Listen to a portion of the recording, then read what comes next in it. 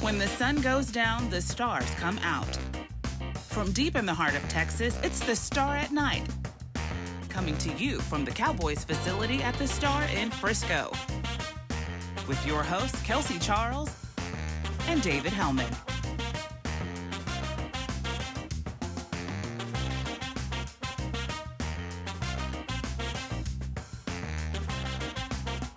Hello, welcome to another edition of the Star at Night. I'm your host, Kelsey Charles, joined by David Hellman. Dave, while it is a Victory Monday, it sure feels like it's not a Victory everything Monday. But that. Yeah, because it is. So, again, got the win against the Giants, but we are far from winning with the demise of our starting quarterback, Dak Prescott. He suffered a compound and dislocated ankle yesterday in the third quarter of the game, underwent surgery last night, and will be out for 4 to 6 months. So it is, wow. I mean, where do we even go from here, Dave? I'm glad I'm not a professional football player because, I mean, I don't really want to talk too much about this game because it just feels completely hollow in light of losing Dak Prescott for the entire season. But kudos to the Cowboys for rebounding, finding a way to win that game, because I know as somebody that was in attendance, my head and my heart were just not in it, and I don't know how they could be. And again, kudos to the professional football players that have to refocus on Arizona, because if today is any indicator, I'm going to be processing this for a while. I mean, it stings and it sucks, and I don't really know what else to say. Yeah, I mean, you and I both came around the team at the same time, and I was trying to think back in my short tenure. I mean, I guess it's been 8 or so years that I've been at least loosely connected, and there hasn't been a moment that has felt so surreal to me, and that says a lot, I think, even with the loss of Tony Romo at times. But this injury just felt different, you guys. It just felt different, and I too was there, and I just the wind was sucked out of that entire facility. There was no noise whatsoever. I can't even believe that is what happened yesterday. Like, what a moment in time. And you can't help but feel for the guy. He's just, I say this, and I really do. That's all I can do. He's wonderful. Like, I think in this industry, it's so tough because, you know, it's a tough industry, let's face it. And at the end of the day, he really truly is one of the good ones. And you just absolutely hate to see something happen to a guy like that. It's almost like, you know, if you waited all year to see the newest action movie, Lord of the Rings, you love Lord of the Rings. Like, imagine like the third Lord of the Rings movie is coming out and you've been watching the previews all year. You know, we've had this contentious contract negotiation. Dak Prescott fighting for his worth, trying to get this mega deal, trying to push the Cowboys over the hump. We've seen the other movies in this series, you know, Cowboys fall short in the playoffs. Dak gets sacked 6 times by Atlanta. And this was the big chapter, the one that mattered the most because it was going to determine what the future held for Dak and his contract and whether the Cowboys would get into the playoffs with this crazy talented roster. And it's almost like a lightning storm just cut the movie off like 20 minutes in. You know, the guy's on pace for 6,000 yards. He's playing absolutely out of his mind. You know, one of the biggest bright spots in the NFL this year, along with Russell Wilson and Josh Allen.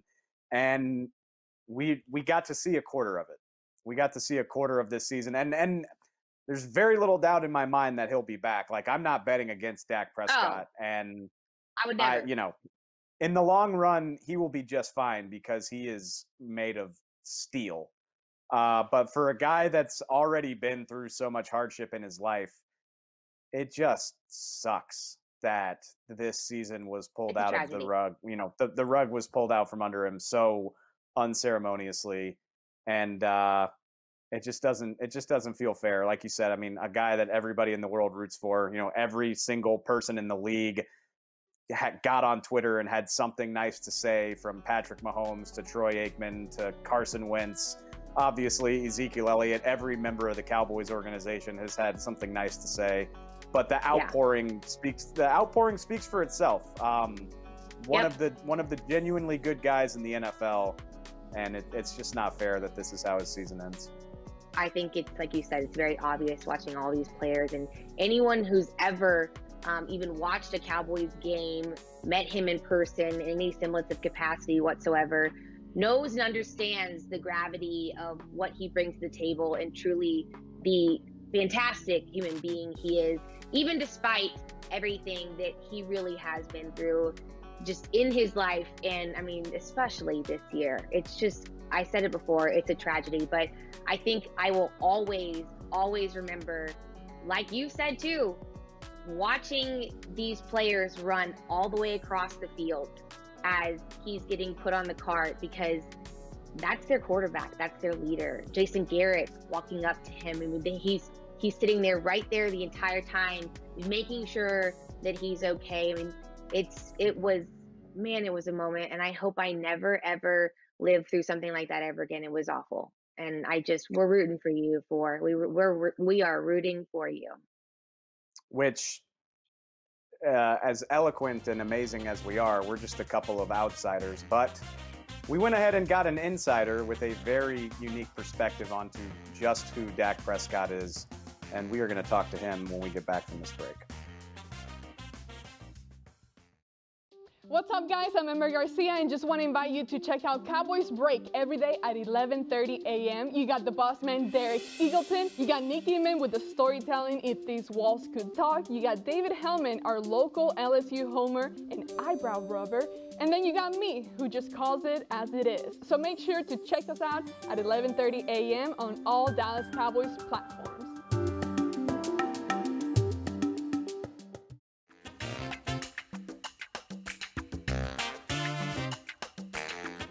Obviously some tough news coming out of this weekend with the injury to Dak Prescott. So we couldn't think of a better man to speak to just the character, personal experience of working with Dak, and also some issues of him having to step in and actually be the guy to be the next man up. So talking to us today is former Cowboys quarterback coach John Kitna, current head coach at Burleson High School. Obviously, Coach, you also spent some time in the league yourself, but thanks for joining us today.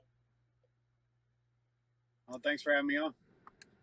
So, I mean, let's just dive in. Yesterday was, I can't think of another word to call it other than just tragic, really. You know, Dak had a fantastic year with you last year, and then this season he was off to a phenomenal start, just playing out of his mind, and it was just so horrible to watch him go down like that. But what were your thoughts after watching, you know, that play, and then just knowing where he has to go from here? Yeah, you know, after being with him last year, I certainly watched the games differently. My eyes are, you know, obviously it's not hard to watch the quarterback, but my eyes are, you know, kind of fixed on him. And so when he went down, you know, I saw that it was a little bit awkward. And when he reached for his foot immediately, you know, I jumped up off the couch, and I knew it's not good, because that's just not who he is. And anytime a guy is kind of like kicking his foot and reaching for it, you either think like it was or an Achilles injury. And so just feel for him, you know, feel for the Cowboys, because I know what kind of leader he is, and just, you know, really hurt for him, honestly. I'd love to talk about the leadership too. I mean, sorry, Dave. I think that's something that Dave and I have been talking about all morning, but just in general, it wasn't just felt across the team, but also it seemed the league. And can, you know, as someone who's spent a lot of one-on-one time with Dak, can you speak to really his character and truly who Dak is as a man on and off the field, and why these guys are so invested in him as a leader? Yeah, just, I think it's, you know, one of the things I've said about him for a long time, since I got a chance to meet him and be around him for the first couple of months, is he's so genuine, and he touches everybody, from the people that work, you know, in the kitchen, to the coaches, to the ownership, and he just really embraces everything that comes with that position, and not everybody does, and you know, he's just he's a guy's guy. And so, you know, you just never feel like there's this fakeness or anything. He's rooting for everybody to do great. He doesn't have a bone of hate or disdain for anybody.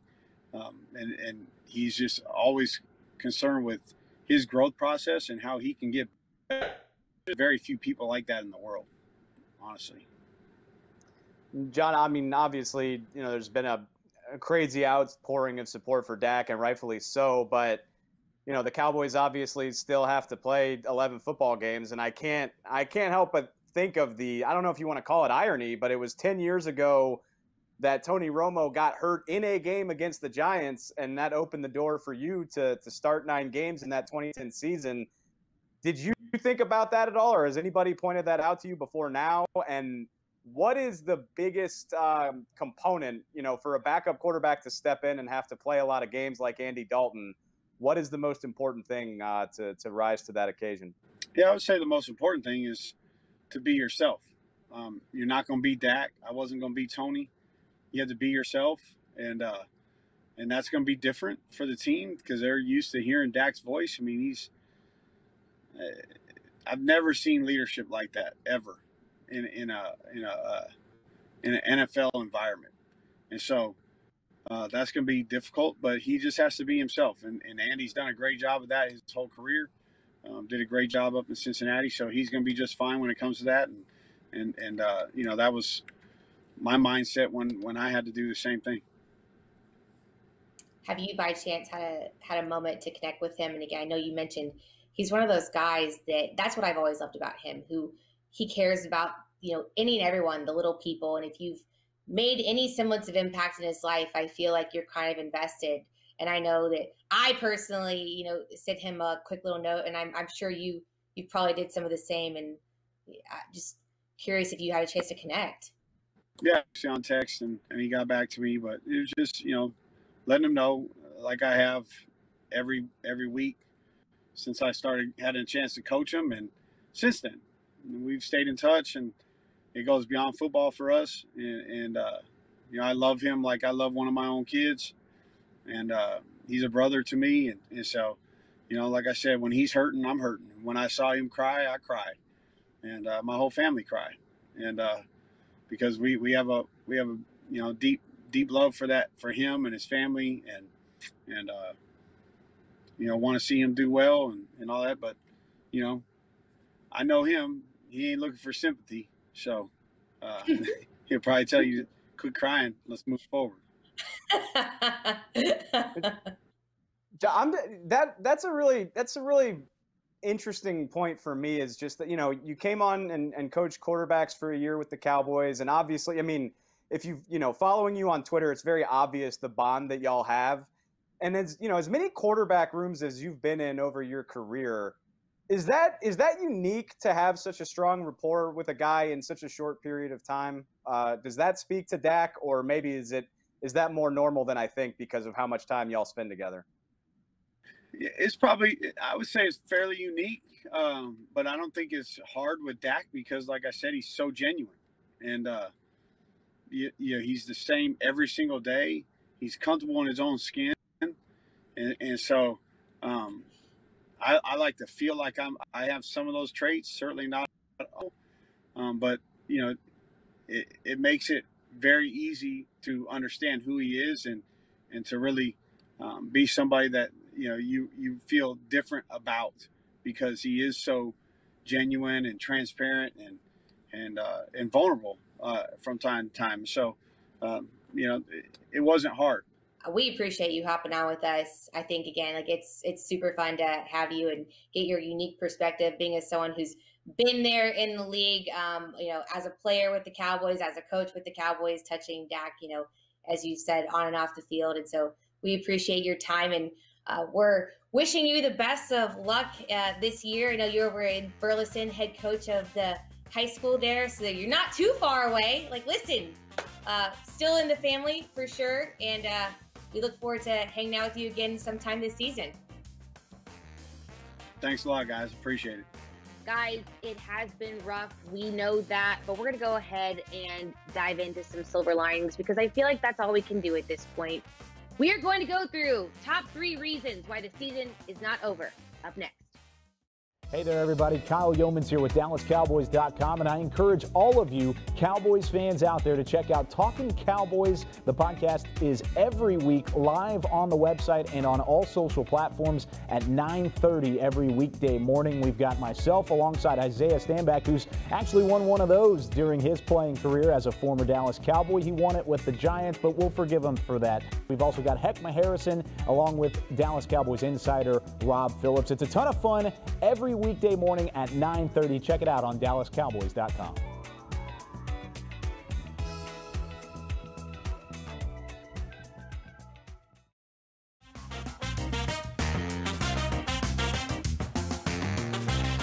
Welcome back to the Star at Night with Dave and Kels. And yes, Kelsey, it is a very somber Monday. I see you in your funeral black over there. But I think it's premature to completely flush the season away.